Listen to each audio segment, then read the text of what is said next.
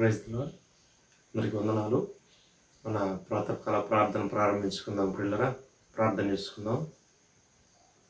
మహాగణుడ, మహోన్నతుడ, కృపా సత్య సంపూర్ణుడా, నిన్న నేడు ఏకరీతిగా ఉంటున్నటువంటి మా ప్రభువా యేసయ్య, మీకే స్తుతులు స్తోత్రాలు వందనాలు చేయించుకుంటున్నాం.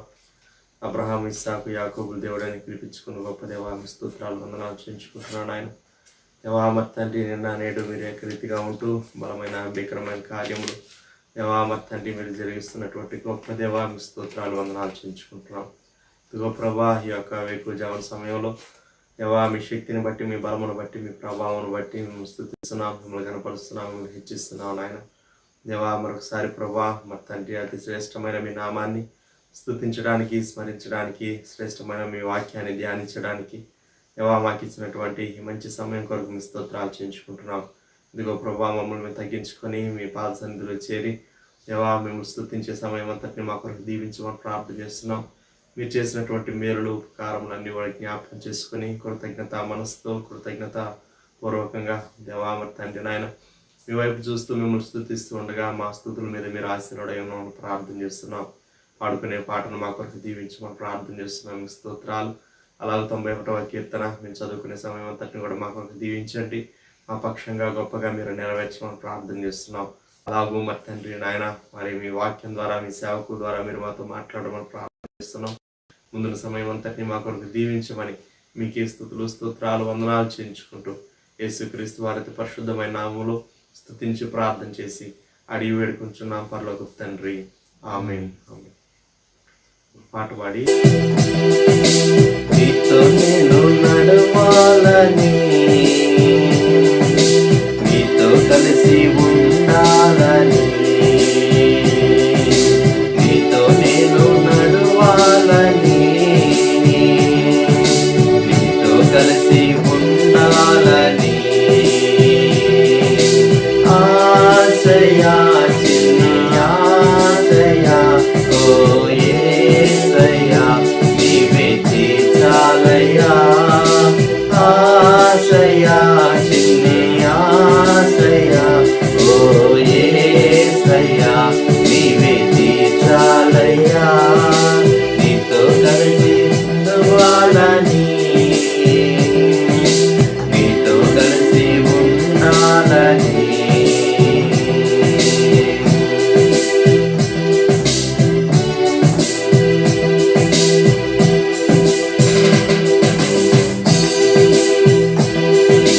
నడువలేక నేను ఈ లోక యాత్రలో బహుబలహీనుడనైతినయ్యా.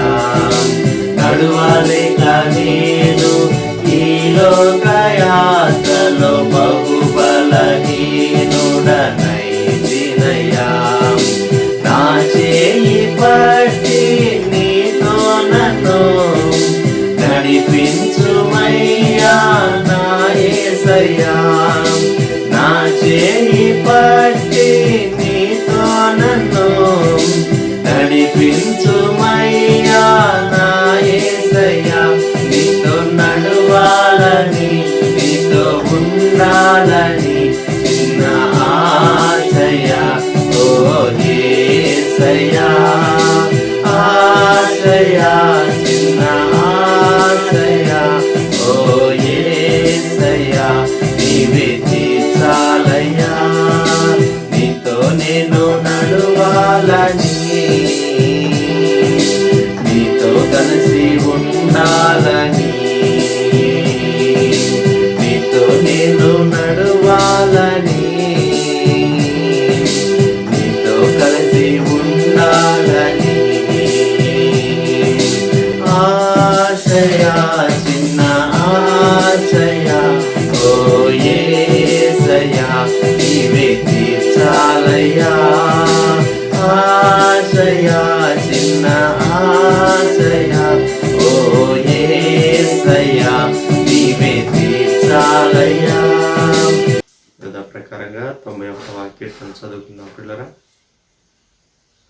మహోన్నతిని చాటున నివసించువాడే సర్వశక్తి నీడను విశ్రమించువాడు. మహోన్నతిని చాటున నివసించువాడే సర్వశక్తి నీడను విశ్రమించువాడు. ఆయనే నాకు ఆశ్రయము, నా కోట, నేను నమ్ముకొను నా దేవుడని నేను యెహోవాను గురించి చెప్పుచున్నాను. ఆయనే నాకు ఆశ్రయము, నా కోట, నేను నమ్ముకున్న నా దేవుడని నేను యెహోవాను గురించి చెప్పుచున్నాను. వేటగాని ఊరిలో నుండి ఆయన నిన్ను విడిపించును, నాశనకరమైన తెగులు రాకుండా నిన్ను రక్షించును.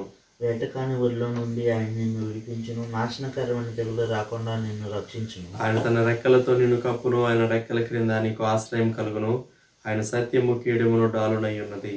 ఆయన తన రెక్కలతో నిన్ను కప్పును, ఆయన రెక్కల కింద నీకు ఆశ్రయం కలుగును.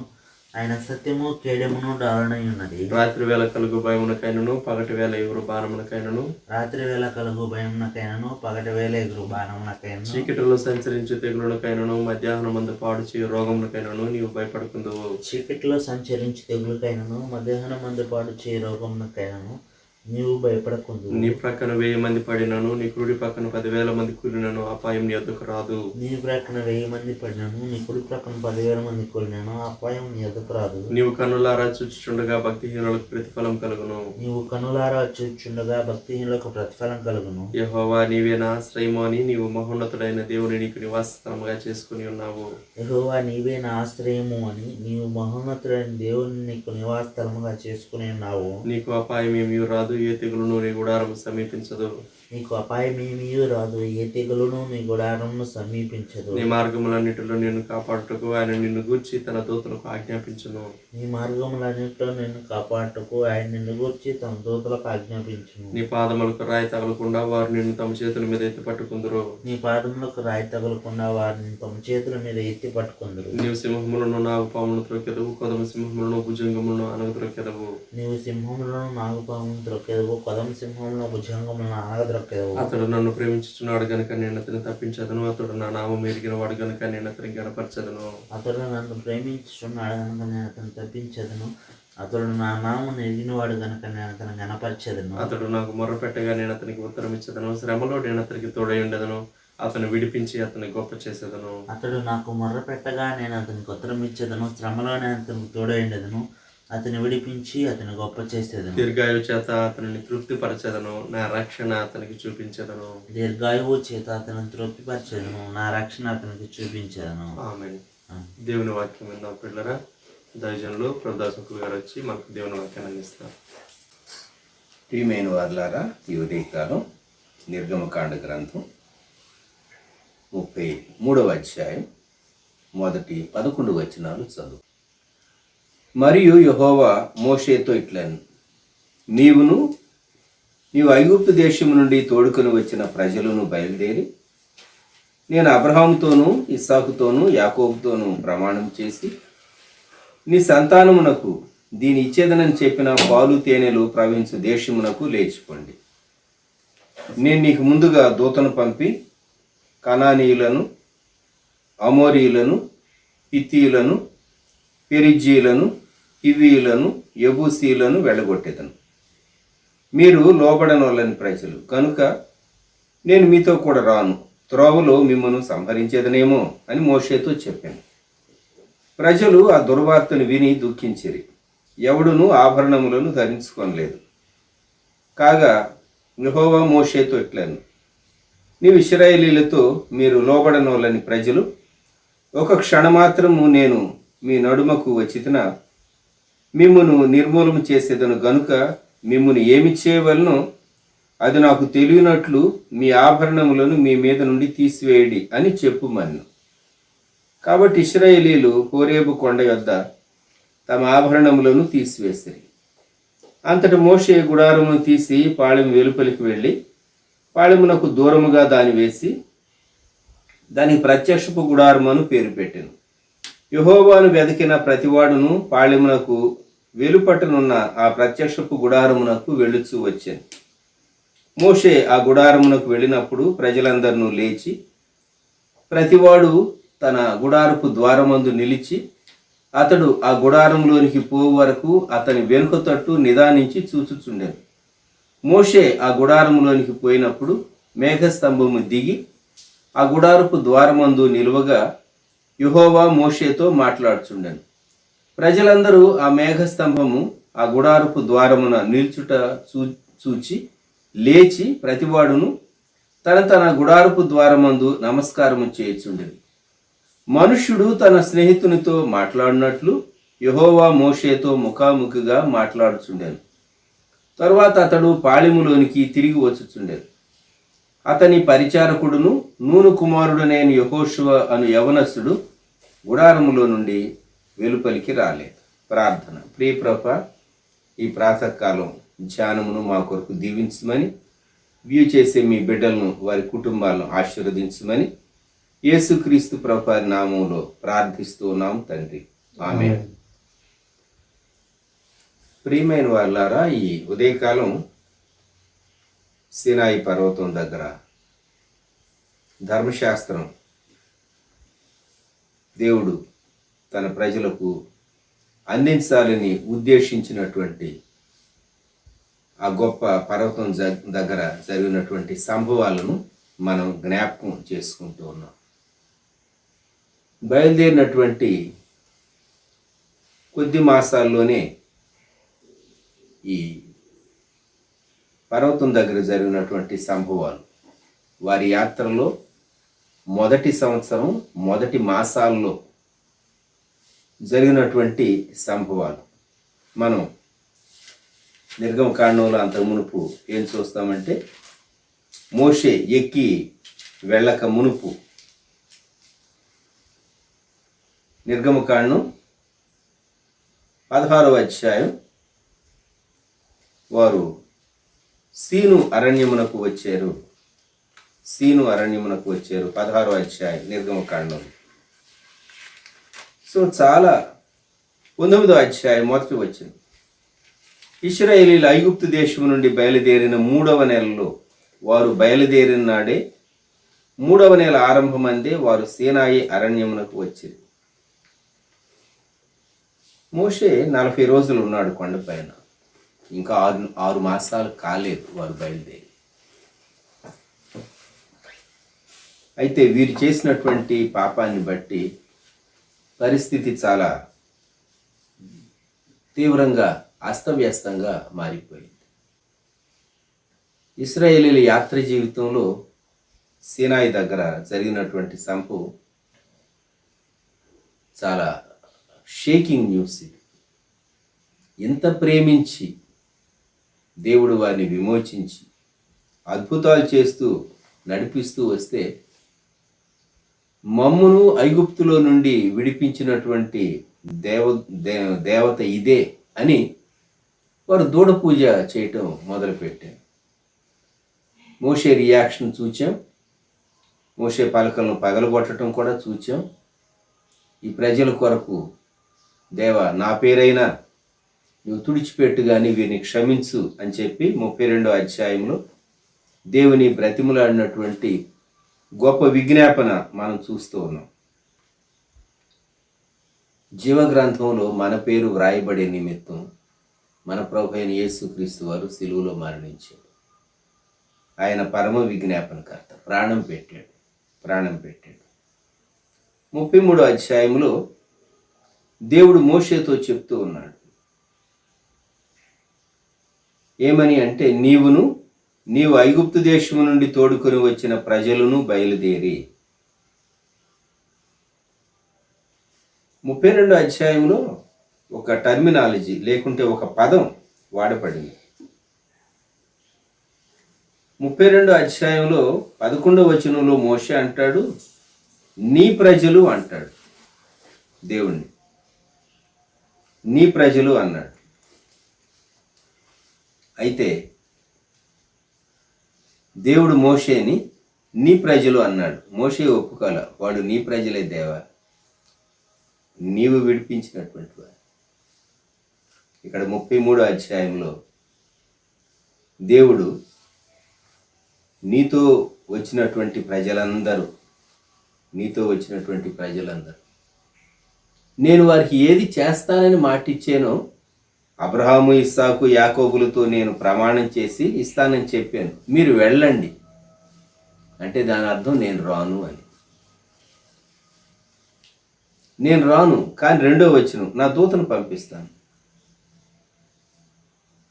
మనం కొన్ని మార్లు ఫెయిల్ అవుతూ ఉంటాం. మనిషి ఫెయిల్ అయినంత మాత్రం చేత దేవుడు తన వాగ్దానాన్ని నెరవేర్చకుండా ఆయన ఫెయిల్ కాడు. గుర్తుంచుకోనండి. ఇది నమ్మదగినటువంటి దేవుని, వాగ్దానం ఇచ్చి నెరవేర్చేటటువంటి దేవుని మహాశక్తి, మహాకృప. మన భాగం మనం చేయటంలో ఫెయిల్ అయినా ఆయన మాత్రం ఫెయిల్ కాడు. గమనించండి, ఆయన ఫెయిల్ కాడు. దేవుడు అంటూ ఉన్నాడు, నేను మీ పితరులకు వాగ్దానం చేశాను, పాలు తేనెలు ప్రవహించే దేశానికి వెళ్ళండి. ఈ మొదటి వచనం చదివినప్పుడు నాకు అనిపిస్తుంది, మన ఫుడ్లో, మన డైట్లో ఏముండాలి? వాగ్దాన దేశంలో అది పాలు తేనెలు ప్రవహించు దేశము అని చెప్పబడింది. మీరు ఇటీవల కాలంలో తేనె వాడండి అనేటటువంటి మాట న్యూట్రిషనిస్టులు చెప్పడం మీరు విని ఉంటారు. పాలు, తేనె మన ఆహారంలో ఉండవలసినటువంటి, ఒక టేబుల్ పైన ఉండవలసినటువంటి ప్రాముఖ్యమైనటువంటి భాగాలు అని కూడా దీని నుంచి మనం ఒక సూచనను గ్రహించవచ్చు. 2వ వచనంలో దేవుడు అంటున్నాడు, నేను ముందుగా నా దూతను పంపిస్తాను. ఎందుకని? మీరు తప్పు చేశారు, మీతో నేను వస్తే చాలా సమస్యలు వస్తాయి. నేనేమో క్షమించా, కానీ నేను మీతో రాను. దేవుడు క్షమించకపోతే దూతను పంపిస్తాడా? ఆలోచించండి. దూతను పంపిస్తాను. 6 రకాల జనాంగాలు, కనానీయులు, అమోరీయులు, హిత్తీయులు, పెరిజీయులు, హివ్వీయులు, యెబూసీయులు, వారిని వెళ్ళగొడతాను. అబ్రహాముకు వాగ్దానం చేసినటువంటి నాడు ఇంతగా వ్యాపించలేదు ఈ జనాంగాలు. ఈ 430 సంవత్సరాల్లో యాకోబు వంశీయులు ఈ ఐగుప్తులోనికి వచ్చి నివసించి వీరు తిరిగి బయలుదేరి పితరులకు వాగ్దానం చేసిన దేశానికి వెళ్ళేసరికి వారు దాన్ని ఆక్రమించి ఇది మాదే అంటూ ఉన్నారు. ఈరోజు ప్రపంచ సమస్య అదే కదా, ఇజ్రాయేల్ సమస్య అదే కదా. ఇశ్రాయేలీలు తమ పితరుల యొక్క భూభాగాలు క్లెయిమ్ చేస్తూ ఉన్నారు. అందుకే ఇజ్రాయేల్ని ఇంకా గుర్తింపునటువంటి దేశాలు కూడా ప్రపంచంలో ఉన్నాయి. వారు పాత నిబంధన గ్రంథంలో దేవుడు అనుగ్రహించినటువంటి వాగ్దాన భూమి, దాని సరిహద్దులు అన్నీ ఎంత క్లియర్గా చూపించినా ఇది మా స్వాధీనంలో ఉంది, మాదే అనేటటువంటి సమస్యే ప్రపంచంలో చాలా పరిస్థితులకు కారణమైంది. ఇజ్రాయెల్కి సంబంధించిన మధ్య ప్రాచ్య దేశాలకు జ్ఞాపకం పెట్టుకుందామా. ఇక్కడ దేవుడు అంటూ ఉన్నాడు, నేను దూతను పంపిస్తా, దూత వెళ్ళగొడతాడు. అంటే దూత లేకపోతే వారికి ప్రొటెక్షన్ లేదు. నా ప్రొటెక్షన్ ఇస్తాను కానీ నా ప్రెజెన్స్ నేను ఇవ్వను అంటున్నాడు. దూత ఉంటే దూత కూడా గొప్ప కార్యాలు చేయగలడు. ఏంజల్ వేరు, ప్రభువే వేరు. గుర్తుంచుకుందామా, ఏంజల్ వేరు, ప్రభువే వేరు. దేవుడు దూతగా కనిపించడం కాదు, దూతే, ప్రభువే. కొన్ని మార్లు దేవుడు దూత వలె కనిపించేటటువంటి వృత్తాంతాలు, ఆయన కనిపించినటువంటి వృత్తాంతాలు ఉన్నాయి. కానీ ఇక్కడ మాత్రం దేవుడు క్లియర్గా వారికి చెప్తూ ఉన్నాడు, నేను ముందుగా నా దూతను పంపిస్తాను. నిర్గమకాండం 23వ అధ్యాయం 20వ వచనం, ఇదిగో త్రోవలో నిన్ను కాపాడి నేను సిద్ధపరిచిన చోటుకు నిన్ను రప్పించుటకు ఒక దూతను నీకు ముందుగా పంపుతున్నాను. దేవుడు పంపించేటటువంటి దూత, దేవుని నామం కలిగినటువంటి దూత, వారిని చక్కగా నడిపించి వాగ్దాన దేశం చేర్చటానికి ఏంజల్ను పంపిస్తానంటూ ఉన్నాడు. దేవుని సన్నిధానంలో దూతలు, మహాదూతలు ఉన్నారని మనం ఎరుగుతాం. వారిని గూర్చినటువంటి విషయాలు కొంతమట్టుకే మనం గ్రహించగలం కదా. 3వ వచనం నిర్గమకాండం 33:3. మీరు లోబడనొల్లని ప్రజలు గనుక నేను మీతో కూడా రాను, త్రోవలో మిమ్మల్ని సంహరించేదనేమో అని మోషేతో చెప్పాడు. ఎందుకు దేవుడు రాడు? దేవుని సన్నిధి ఎందుకు రాదు? దూత మాత్రమే ఎందుకు వస్తాడు? దేవుడే వస్తే అక్కడికక్కడే వాళ్ళ మీద వారు తప్పు చేస్తే యాక్షన్ తీసుకోవాల్సి వస్తుంది. మనకు అది కష్టం అయిపోతుంది, మనిషికి కష్టం అయిపోతుంది, ఇశ్రాయేల్ జనాంగానికి అది కష్టం అయిపోతుంది. ఈ రోజుల్లో మానవులు ఎన్నో తప్పులు చేస్తూ ఉన్నారు. వెంటనే దానికి శిక్ష, పనిష్మెంట్ రావటం లేదు. అందుకని మనిషి అనుకుంటున్నాడు దేవుడు ఉన్నాడో లేదోలే, ఒకవేళ ఉన్నా దేవుడు చూచాడో లేదోలే, వాళ్ళ మీదకి రాలేదు, వీళ్ళ మీదకి రాలేదు, నా మీదకి ఎందుకు వస్తుంది శిక్ష అని అనుకుని మనిషి విచ్చలవిడిగా పాపం చేస్తూ వచ్చాడు. ఈ తెగుళ్ళు మానవ జాతిని వణికించేటప్పుడు, ప్రకృతి మానవునికి వ్యతిరేకంగా లేచినప్పుడు మనిషి ఎక్కడ ఉండగలడు? మనిషి ఎక్కడ ఉండగలడు?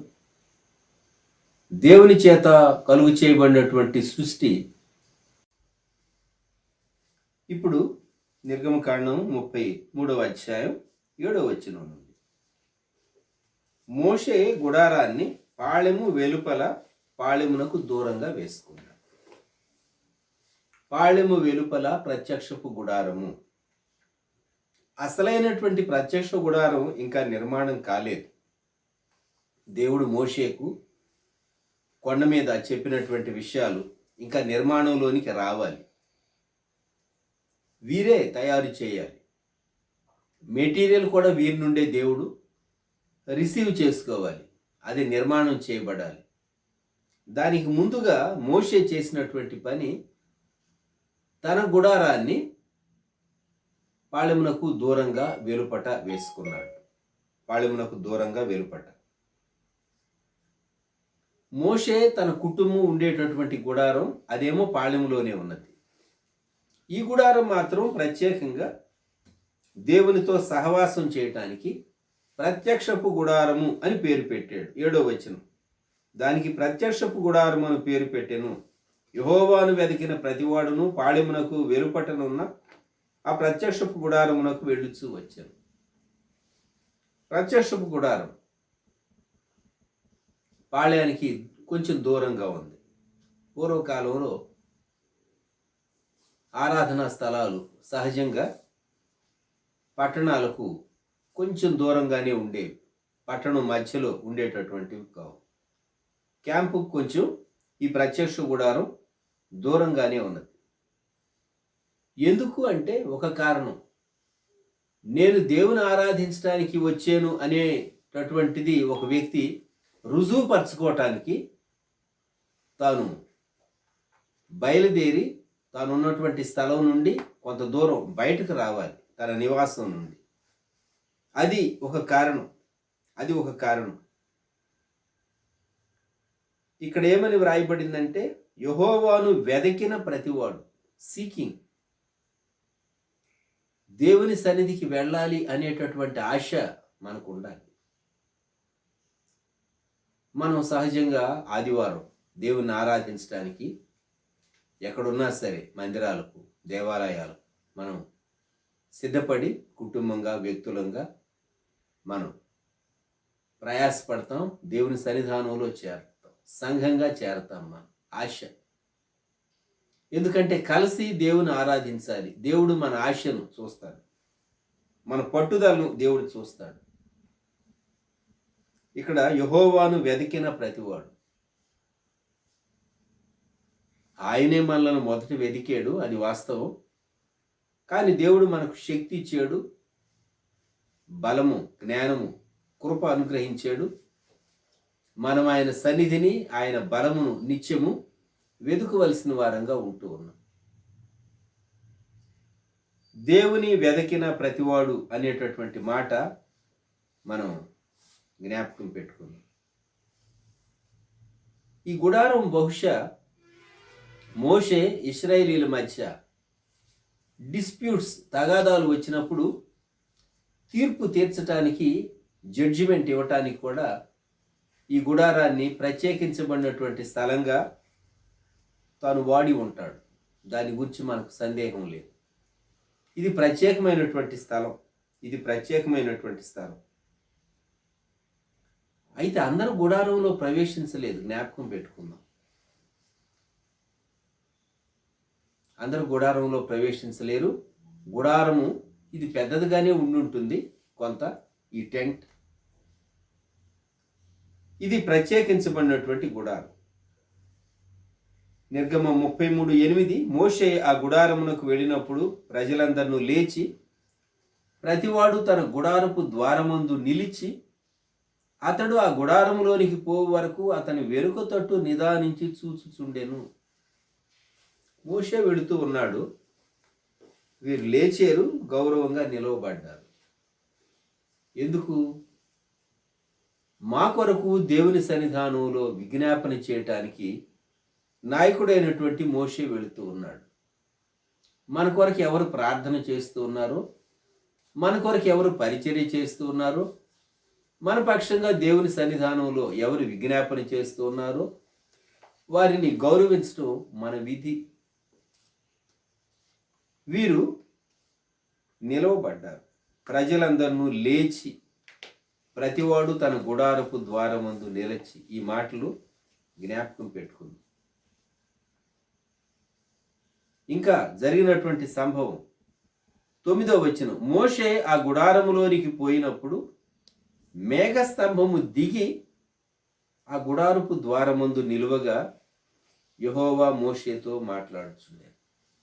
ఇంకొక అద్భుతమైనటువంటి విషయం, మేఘస్తంభము వారు కొండ పైన మాత్రమే చూచారు. అంతకు మునుపు వీరు దూడ పూజ చేసేటప్పుడు బహుశా మేఘస్తంభం వీరికి కనిపించి ఉండదు.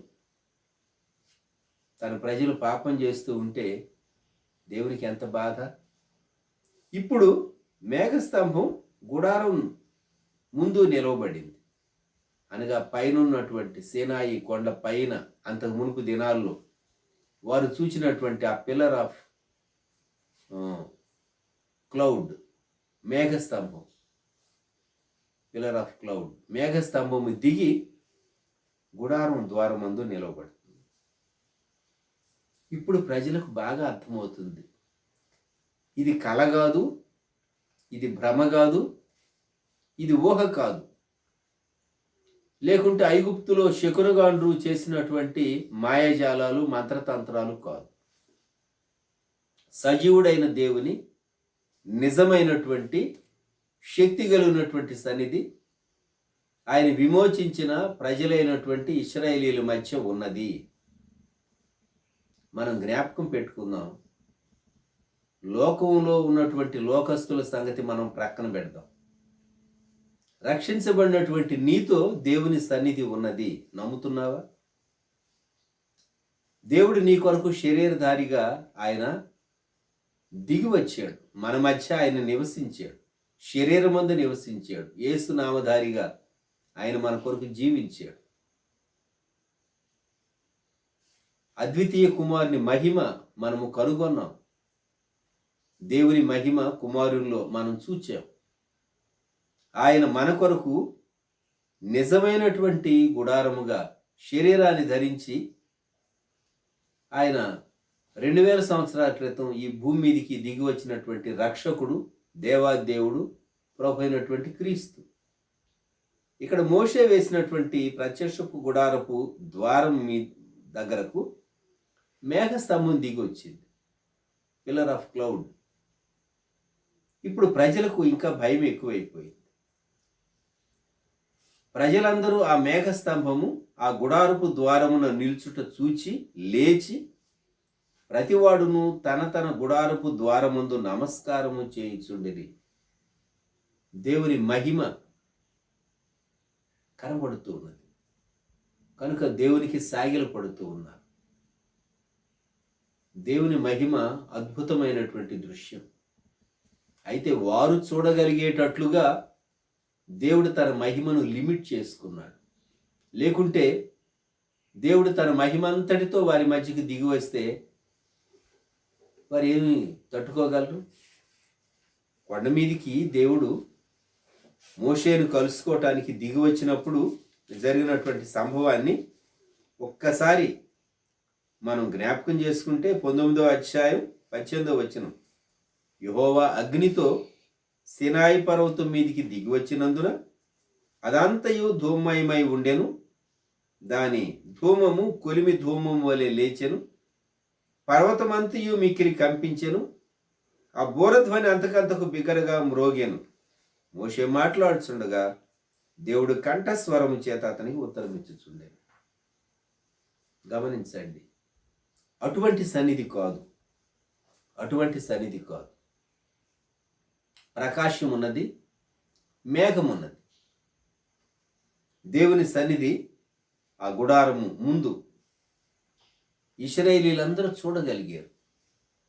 ఇశ్రాయేలీలందరూ ఆ గుడారం ముందు చాలా ఎత్తుగా ఆకాశాన్ని అడ్డుతూ ఉన్నటువంటి ఆ పిల్లర్ ఆఫ్ క్లౌడ్ మేఘస్తంభాన్ని వారు చూచి ఉంటారు. మేఘస్తంభాన్ని వారు చూచి ఉంటారు. క్యాంపులో ఎంత దూరంలో ఉన్నా సరే ఇశ్రాయేలీల ఆ క్యాంపులో మజిలీలు కొన్ని ఫర్లాంగుల అవతల ఉన్నటువంటి వారు సహా కంటితో తేరి చూడగలిగేటట్లుగా ఈ పిల్లర్ కనబడుతూ ఉన్నది, మేఘస్తంభం. కనుక వారు నమస్కారం చేయగలిగారు. మోషే దేవుని ఆరాధిస్తూ దేవుని స్తుతిస్తూ ఉండగా, దేవునికి సాగిల పడుతూ ఉండగా ప్రజలు కూడా పశ్చాత్తాపం చెందినటువంటి వారై ఇప్పుడు మరలా దేవునికి సాగిల పడుతూ ఉన్నారు. మన జీవితాల్లో దేవుని మహిమ ఎప్పుడు చూడగలము అంటే మొదట రిపెంట్ కావాలి, పశ్చాత్తాపడి కన్నీరు విడవాలి. వారు బాహ్య సంబంధమైనటువంటి ఆభరణాలు ధరించుకున్నారే, ఈ బాహ్య సంబంధమైనటువంటి ఘనత గౌరవం అన్ని తీసి పక్కన పెట్టాలి. దేవా, నేను నీ చేత సృష్టించబడిన వ్యక్తిని అని దేవుని ఎదుట మనిషి తనను తాను ఒక వ్యక్తిగా దేవునికి అప్పగించుకోవాలి. అప్పుడు దేవుడు తన కృపను బట్టి తన దాసునితో మాట్లాడటానికి దేవుడు దిగి వచ్చినప్పుడు వారు ఆ మేఘస్తంభాన్ని చూడగలిగారు. మేఘస్తంభాన్ని చూడగలిగారు. మోషే అయితే 11వ వచనం, మనుష్యుడు తన స్నేహితునితో మాట్లాడినట్లు యెహోవా మోషేతో ముఖాముఖిగా మాట్లాడుచుండెను. తరువాత అతడు పాళెములోనికి తిరిగి వచ్చుచుండెను. ఈ ప్రత్యక్షత, మోషే అందుకున్న ప్రత్యక్షత మరి ఎవరూ అందుకోలేదు. ఇంత గొప్పగా దేవునితో సహవాసం చేసినటువంటి, ఈ మెట్టు ఎక్కినటువంటి వ్యక్తి దైవజనుడు మోషే మాత్రమే. అందరూ అన్ని మెట్లు ఎక్కలేరు. అందరూ దేవుని బిడ్డలే. నీ సమర్పణ కొలది, నీ యొక్క విధేయతను బట్టి, నీవు దేవునికి అప్పగించుకొనుటను బట్టి నీ సహవాసం దేవునితో ఉంటుంది. తర్వాత ఇదే వచనంలో యెహోషువను గురించి కూడా మనం చూడబోతూ ఉన్నాం. యెహోషువ యవనస్తుడు, మోషే వృద్ధుడు. 80 సంవత్సరాలు అయిపోయింది, 81వ సంవత్సరం నడుస్తూ ఉంది. అయితే యెహోషువను గురించి వ్రాయబడిన మాట, అతని పరిచారకుడును నూను కుమారుడునైన యెహోషువ అను యవనస్తుడు గుడారములో నుండి వెలుపలికి రాలేదు. మోషే తాను ఈ ప్రత్యక్ష గుడారం, పాళ్యానికి వెలుపట ఉన్నటువంటి ప్రత్యక్ష గుడారం దగ్గరకు వస్తూ పోతూ ఉన్నాడు. అంటే తన కుటుంబం ఉన్నటువంటి గుడారమేమో ఇశ్రాయేలీలు ఉన్నటువంటి క్యాంపులోనే ఉన్నది. ఈ ప్రత్యక్ష గుడారం దూరంగా ఉన్నది. యెహోషువ అనేటటువంటి యవనస్తుడు, తన తండ్రి పేరు కూడా వ్రాయబడింది, నూను కుమారుడు అని. ఇతను ప్రత్యక్ష గుడారానికి ఇన్ఛార్జిగా ఉన్నాడు. మోషేకి ఇతడు పరిచారకుడు అని వ్రాయబడింది. ప్రభువైన యేసుక్రీస్తు వారు మన కొరకు పరిచారకుడుగా సహా వచ్చాడు. ఆయన రాజాది రాజు అయి ఉండి పరిచారకుడుగా వచ్చాడు. మనుష్య కుమారుడుగా ఆయన ఆకలిగా ఉన్నాడు.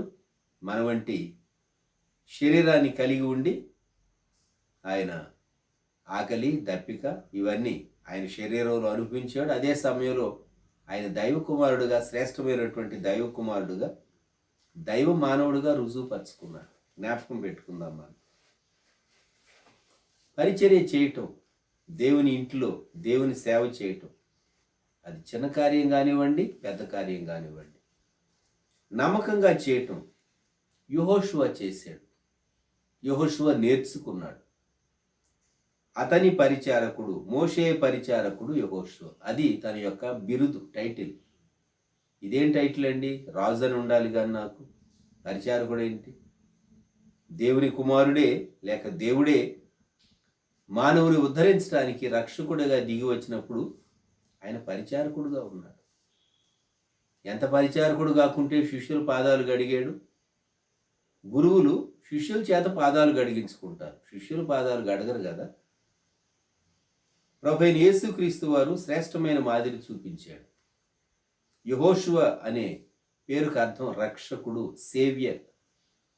రక్షకుడైన యేసుక్రీస్తు ప్రభువారు మన కొరకు శ్రేష్టమైన మాదిరిని ఆయన కనుపరిచాడు. సేవా మార్గాన్ని ఆయన చూపించాడు. నీవు దేవుని కొరకు, దేవుని ప్రజల కొరకు ఉపయోగకరమైన వ్యక్తిగా ఉండాలి అంటే యవనస్తుడైనటువంటి యెహోషువ మంచి మాదిరిని చూపిస్తూ ఉన్నాడు. యేసుక్రీస్తు ప్రభువారు తన సేవను, పరిచర్యను ప్రారంభించినప్పుడు ఆయన ఇంచుమించు 30 సంవత్సరములు ఈడుగలిగినటువంటి వాడని. లేవీయులు పరిచర్య ప్రారంభించేటప్పుడు వారు 30 సంవత్సరాల వయసులో వారు పరిచర్యలోనికి రావాలి. అది దేవుని యొక్క ఏర్పాటు. కనుక దేవుడే శరీరధారిగా వచ్చినప్పుడు ఆయన చక్కగా ఆ నియమాన్ని నెరవేర్చాడు. ధర్మశాస్త్ర విధిని ఆయన నెరవేర్చాడు. ఇక్కడ యెహోషువను మనం చూసినప్పుడు గుడారంలో ఉన్నాడు. యవనస్తులకు భక్తి కుదురుతుందా? ఇది ప్రశ్న. అసలు యవనంలో భక్తిని సాధకం చేయగలమా? ప్రశ్న. లోకంలో టెంప్టేషన్స్ ఎక్కువైపోతున్నాయి కదండి. అసలే 21వ శతాబ్దంలో ఉన్నాం. ఒకప్పుడైతే భక్తి కుదిరేది, ఇప్పుడు భక్తి కుదురుతుందా? ఇప్పుడు మరింత భక్తి కుదుర్చుకోవలసినటువంటి దినాల్లో మనం ఉంటూ ఉన్నాం. ఎందుకంటే ఎటు చూచినా అపాయాలు ఉన్నాయి, ఎటు చూచినా కీడు ఉన్నది. కనుక దేవునిపై మనం ఆధారపడకపోతే ఎక్కడ ఏ కీడు వాటిల్లుతుందో. యవనస్తులకు భక్తి మరి ఖచ్చితంగా అవసరం. జ్ఞాపకం పెట్టుకుందామా. యెహోషువ అనేటటువంటి యవనస్తుడు గుడారములో నుండి వెలుపలికి రాలేదు అని చెప్పబడింది. ఆ టెంట్ యొక్క ఇన్ఛార్జిగా యెహోషువను పెట్టాడు మోషే. ఆ పనిని యెహోషువ నమ్మకంగా చేస్తూ ఉన్నాడు. నమ్మకంగా చేస్తూ వచ్చాడే కాబట్టి తరువాతి కాలాల్లో దేవుడు ఎక్కువైనటువంటి బాధ్యత యెహోషువకు అప్పగించాడు. వాగ్దాన దేశాన్ని ఆయా గోత్రాలకు పంచిపెట్టేటటువంటి బాధ్యత అప్పగించాడు. మోషే తర్వాత నాయకత్వ బాధ్యత అప్పగించాడు. మరి యెహోషువను దేవుడు చక్కగా వాడుకున్నాడు. ఆధ్యాత్మిక జీవితంలో నీవెవరికైనా ఆధ్యాత్మిక సంపద అందించాలి అంటే, వాగ్దాన దేశాన్ని స్వతంత్రించుకోవటం అంటే అర్థం ఏంటంటే, నిన్ను దేవుడు ఒక ఉద్దేశంతో పుట్టించాడు. దేవుడు నిన్ను కలుగు చేసినటువంటి నీ ఉద్దేశాన్ని నీవు నెరవేర్చాలి అంటే, దేవుని సంకల్పం నీ ద్వారా నెరవేరాలి అంటే, నీ వాగ్దాన భూమి నీకుంటుంది. నీవు ఏ గోత్రానికి చెందిన వ్యక్తివో లేక నీ వాగ్దాన భూమి ఏదో ఇశ్రాయేలీయులకు ఉన్నట్టుగా నిన్ను గురించి దేవునికి ఒక ప్లాన్ ఉంటుంది. ఒక వస్తువు తయారు చేయబడింది అంటే ఒక ఉపయోగం కొరకు తయారు చేస్తారు. అంతేగాని తయారు చేసినటువంటి వస్తువుని ప్యాక్ చేసి అలాగే అట్టపెట్టెలో ఉంచి కార్టన్లో ఎన్నడూ బయటికి తీయకపోతే ఆ వస్తువును తయారు చేసిన ఉపయోగం ఏమి నెరవేరినట్లు? నిన్ను కలుగు చేసినటువంటి దేవుడు నిన్ను గురించి ఒక ఉద్దేశం కలిగి ఉన్నాడు. నీవు ఆయన కొరకు చేయవలసినటువంటి పని ఉంటుంది. ఆయన కొరకు సాక్షిగా, ఆత్మల సంపాదకుడుగా, సంపాదకురాలివిగా, ఆయన గురించినటువంటి గొప్ప సాక్షిగా అన్ని పరిస్థితుల్లో నీ స్కూల్లో కానీ, నీ కాలేజీలో కానీ, నీవు వర్క్ చేసే ఆఫీస్లో కానీ, నీవు పనిచేసే పొలంలో కానీ, నీవు చేసే వ్యాపారంలో కానీ, నీవు ఏ ప్రజల మధ్య ఉన్నావో ఇరుగు పొరుగు మధ్య కానీ, నీవు ఆయన కొరకు సాక్షిగా ఉండాలి. దేవుడు వారితో మాట్లాడటానికి వాడుకునే సాధనం నీవే. యెహోషువ వారికి తరువాతి కాలంలో వాగ్దాన దేశాన్ని పంచిపెట్టడానికి దేవుడు తనను సిద్ధపరుస్తూ ఉన్నాడు. గుడారంలో ఉన్నాడు. ఎవరి జీవితంలో భక్తి ఇది కొంచెం ఛాలెంజింగ్గానే ఉంటుంది, కానీ ఎవరైతే యవన కాలంలో దేవునికి తమ్మును తాము తమ శరీరాలను పవిత్రంగా అప్పగించుకొని భక్తిని సాధకం చేస్తారో, దేవుని సన్నిధిని అభ్యాసం చేస్తారో వారిని దేవుడు బహుగా వాడుకుంటాడు. దేవుడు బహుగా వాడుకుంటాడు. ప్రపంచ క్రైస్తవ చరిత్రలో యవన కాలంలో తమను తాము దేవునికి అప్పగించుకున్నటువంటి వారిని దేవుడు చాలా చక్కగా వాడుకున్నాడు. జేమ్స్ స్టీవర్ట్ తన టీనేజ్లో వాక్యపు అట్టలను పట్టుకుని వీధుల్లో నిలవబడేవాడు. అంటే వీధుల్లో వెళ్ళేటటువంటి వారు వాక్యం అట్టల మీద వ్రాయబడినటువంటి వాక్యం చదవటానికి. ఆయన సాక్ష్యానికి ఆ బుక్కు పెట్టబడిన టైటిల్ ఏంటంటే నేను చెప్పక తప్పదు, I must tell. James Stewart గత శతాబ్దాల్లో దేవుని కొరకైనటువంటి గొప్ప సాధనంగా వాడబడ్డాడు. భక్తుడు, దైవజనులు అనేక మంది తమ యవన కాలంలో పట్టబడ్డారు.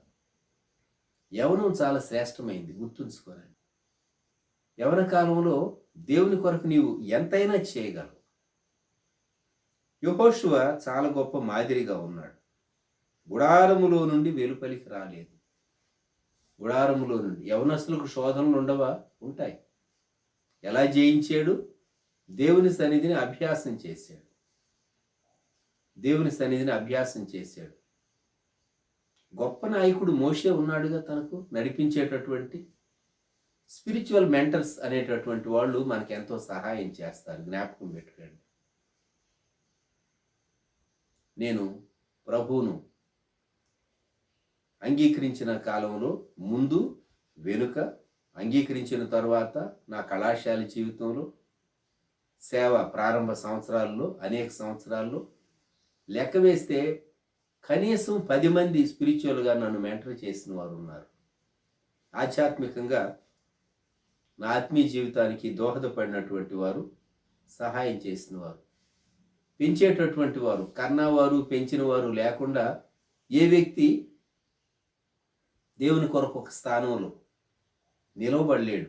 సహజంగా జ్ఞాపకం పెట్టుకోండి. బహు కొద్ది మంది ఉంటారు, వారిని దేవుడే నేరుగా మరి దర్శించినటువంటి విధానం ఉంటుంది. బహు కొద్ది మందికి ఉంటుంది. కానీ సహజంగా ఎవరో నిన్ను కన్నవారు ఉండుంటారు. ఆధ్యాత్మికంగా నీ ఆత్మీయ తల్లిదండ్రులు ఉంటారు, నిన్ను పెంచిన వారు కూడా ఉంటారు. వీరందరినీ కలిగిన వారు నిజంగా ధన్యులు. యెహోషువ యొక్క ఆత్మీయ తండ్రి మోషే అని చెప్పాలి. మోషే యెహోషువను చాలా షేప్ చేశాడు. ఒక లివింగ్ ఎగ్జాంపుల్గా ఉన్నాడు, మాదిరిగా ఉన్నాడు. కనుక యెహోషువ గుడారములో నుండి వెలుపలికి రాలేదు. గుడారములో నుండి వెలుపలికి రాలేదు.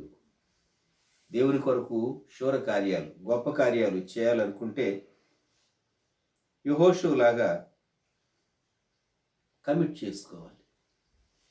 ఇశ్రాయేలీలు దూడను చేశారు, దూడను పూజ చేశారు. మోషే ఏమో కొండ పైన ఉన్నాడు.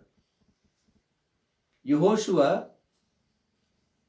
ప్రజలతోనూ లేడు, టాప్లో మోషేతోనూ లేడు, ఈ మధ్య ఎక్కడో ఉన్నాడు. వీరు చేసినటువంటి దూడ పూజతో యెహోషువకు సంబంధం లేదని గుర్తు చేసుకోవాలి. ఎందుకు అంటే యెహోషువ ఏమో యుద్ధధ్వని అన్నాడు, 32 అధ్యాయం 17 వచనం.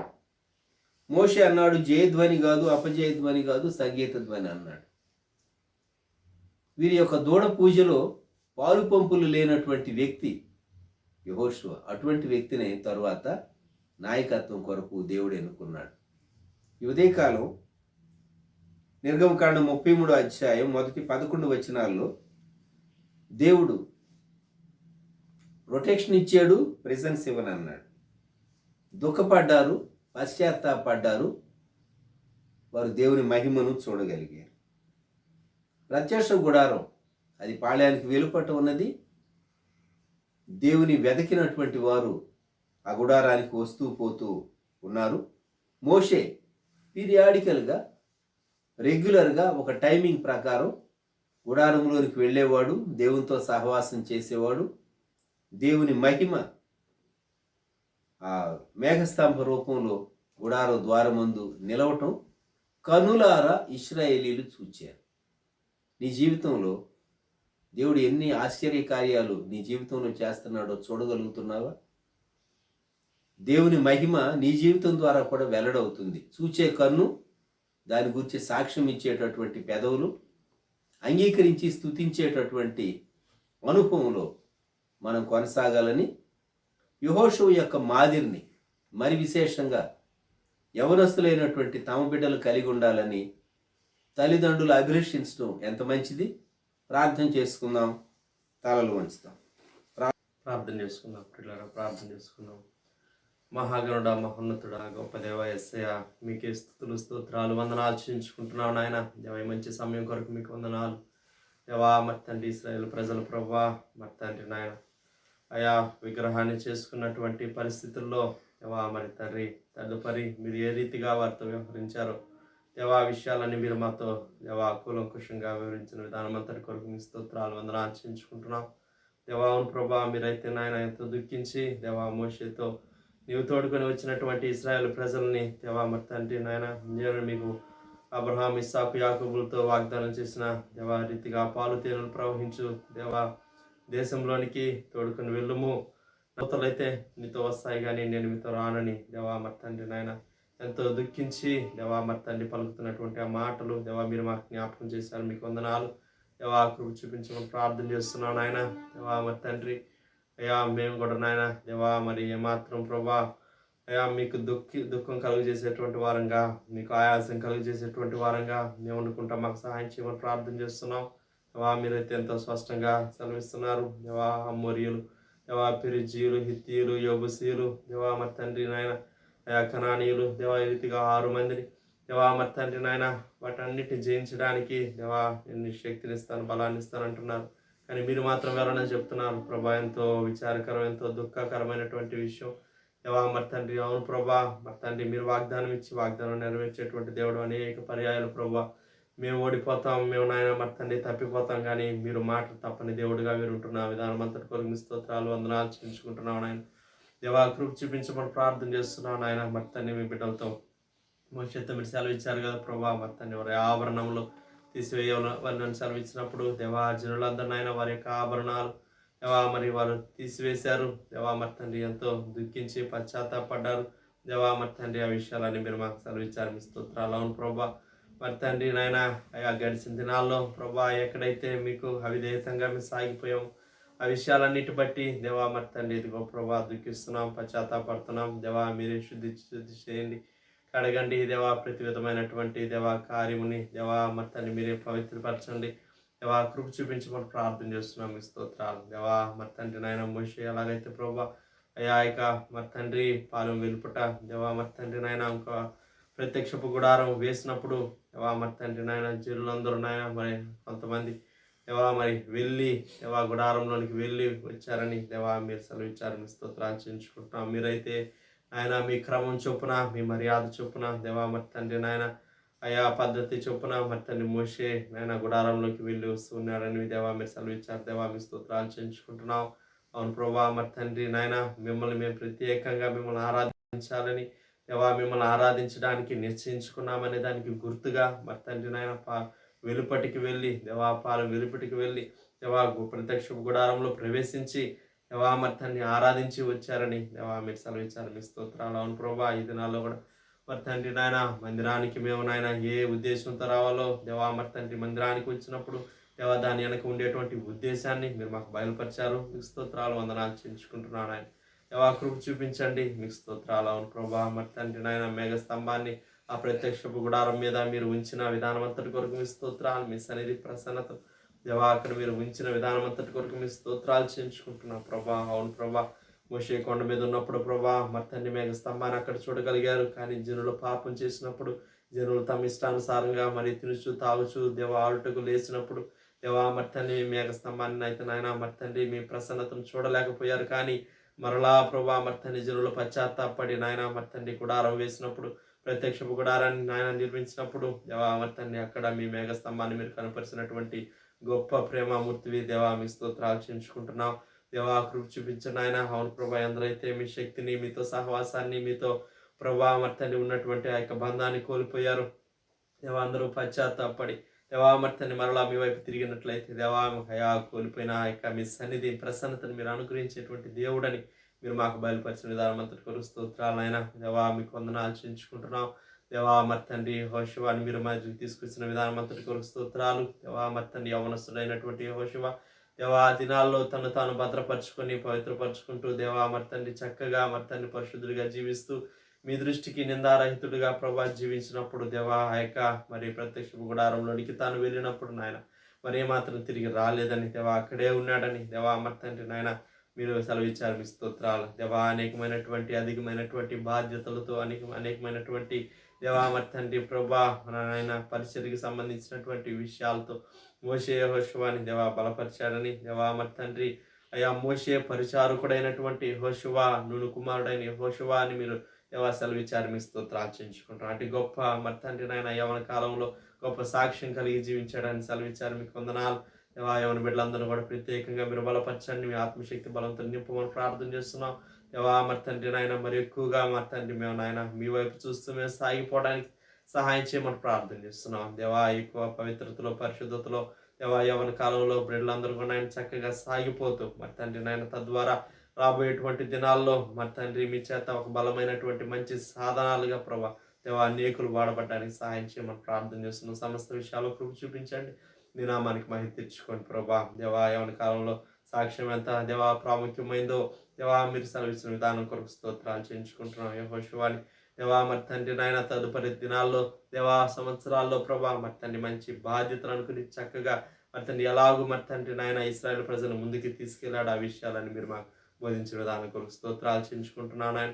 విన్న వాక్కు మా అందరి హృదయాల్లో నీరు కట్టి ఫలింపజేయమని ప్రార్థన చేస్తున్నాం దేవా. అవును ప్రభా, మీ సన్నిధి మాకు కావాలి, మీ ప్రసన్నత మాకు కావాలి దేవా. మీ దేవదూతలు మాత్రమే కాదు ప్రభా మరి తండ్రి నాయన మీరు మాతో ఉండాలి ప్రభా. అట్టి గొప్ప ఆధిక్యత భాగ్యాన్ని మా అందరికి మీరు కలుగు చేయమని ప్రార్థన చేస్తున్నాం. మీకు చాలా సహాయం చేయమని మీ చిత్తంలో మరలా ఈ రీతిగా చేరు పర్యంతరము మీ సన్నిధి కాపుదల దూతల భద్రత క్షేమం మెండుగా మీరు మాకు కలుగు చేయమని దేవా వాక్యం అందించిన అంకుల్ గారి కొరకు స్తోత్రాలు చేయించుకుంటున్నాను ఆయన. విన్న వాక్యం అందరి హృదయాల్లో నీరు కట్టి ఫలింపజేసి దేవా మరి తండ్రి వాక్యానుసారమైనటువంటి జీవితంలో మేము సాగిపోతూ గొప్ప దీవెనలు మేము పొందుకోవడానికి సహాయం చేయమని మీకు స్తుతులు స్తోత్రాలు వందనాలు చేయించుకుంటూ యేసయ్య నామములో స్తుతించి ప్రార్థన చేసి అడిగి వేడుకుంటున్నాం పరలోకపు తండ్రి, ఆమేన్. మన తండ్రి అయిన దేవుని యొక్క ప్రేమ, కుమారుడైన యేసుక్రీస్తు యొక్క కృప, పరిశుద్ధాత్మని యొక్క అన్యోన్య సహవాసము ఆశీర్వాదము సదాకాలం మనందరికీ తోడైనను గాక. ఆమేన్. ఆమేన్.